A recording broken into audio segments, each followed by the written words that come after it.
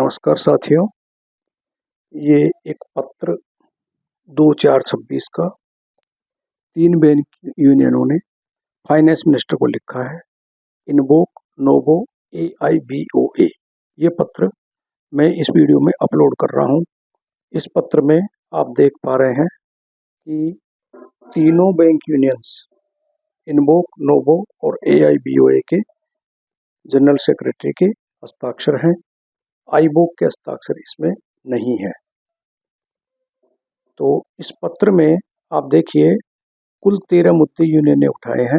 पहला मुद्दा PLI का है, दूसरा 5 डे वर्क का है, तीसरा मुद्दा work life balance and right to disconnect का है, चौथा ट्रांसफर पॉलिसीज का है, पांचवा क्लीयरिंग ऑपरेशन एंड ट्रेनिंग का है, छठा परफॉर्मेंस रिव्यू एट एज 55 का है, सातवां टैक्स ऑन परक्विजिट का है, आठवां रिक्रूटमेंट एंड स्टाफिंग का है, नौवां attrition and parity of benefits का है, 10वां डिसिप्लिनरी मैटर्स का है, 11वां पेंशन अपडेशन का है, 12वां मेडिकल इंश्योरेंस फॉर पेंशनर्स का है और 13वां मुद्दा ग्रेच्युटी का है। इनमें जो 11 मुद्दे हैं वो वर्किंग स्टाफ से रिलेटेड है और 2 मुद्दे रिटायरी स्टाफ से रिलेटेड है। 11वां मुद्दा जो रिटायरी स्टाफ का पेंशन अपडेशन का है उसके बारे में मैं चर्चा करना चाह रहा हूँ। इसमें बैंक यूनियन ने लिखा है कि pension updation has been pending for a considerable period despite provision in the Bank Employee Pension Regulation 1995. Pensioners are facing financial hardship due to inflation.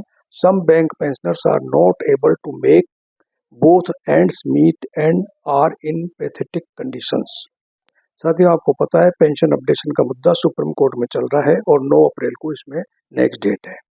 आगे पत्र में लिखा है The interim ex gratia payments introduced recently has not been revised despite provision for annual review. We request that these be enhanced significantly until pension updation is implemented.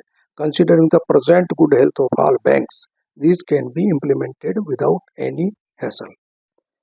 तो साथियों, इसमें bank union लिख रही है कि जो एक्स ग्रेशिया पेमेंट्स का provision 12वें समझौते में प्रारंभ किया गया था और उसमें एनुअल रिव्यू का भी प्रावधान है, लेकिन एनुअल रिव्यू का प्रावधान होने के बावजूद न तो इस एक्स ग्रेशिया की राशि में कोई वृद्धि की गई है और इवन टू एक्स ग्रेशिया पर DA भी प्रारंभ नहीं किया गया है।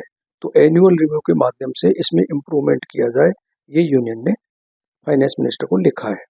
आगे यूनियन लिखती है in the past negotiating unions had agreed to treat special pay not eligible for pensionary benefits. It was done at a time when financial health of banks was poor. Now health is improved and banks are earning huge profits. This decision must be reversed now with retrospective date. यद्यपि union ने इसमें special allowance पर pension की गणना retrospective date से किए जाने की मांग की है, लेकिन यह समझ से परे है कि यदि ऐसा था कि स्पेशल अलाउंस पर पेंशन गणना न किए जाने बाबत यूनियन सहमत हुई थी और इसलिए सहमत हुई थी कि financial health of banks was poor at that time, यानी ये जो शुरुआत हुई थी 10वें समझौते में हुई थी। तो यदि ऐसा था तो इसको जब सेटलमेंट साइन किया गया तो उसमें इंक्लूड क्यों नहीं किया गया, मिनिटाइज क्यों नहीं किया गया कि जो ही बैंकों की फाइनेंशियल हेल्थ इम्प्रूव हो जाएगी ये वापस रिस्टोर हो जाएगा, इस पर पेंशन की गणना प्रारंभ हो जाएगी। ऐसा बाईपार्टेड सेटलमेंट में मिनट्स में क्यों नहीं लिया गया, ये समझ से परे की बात है।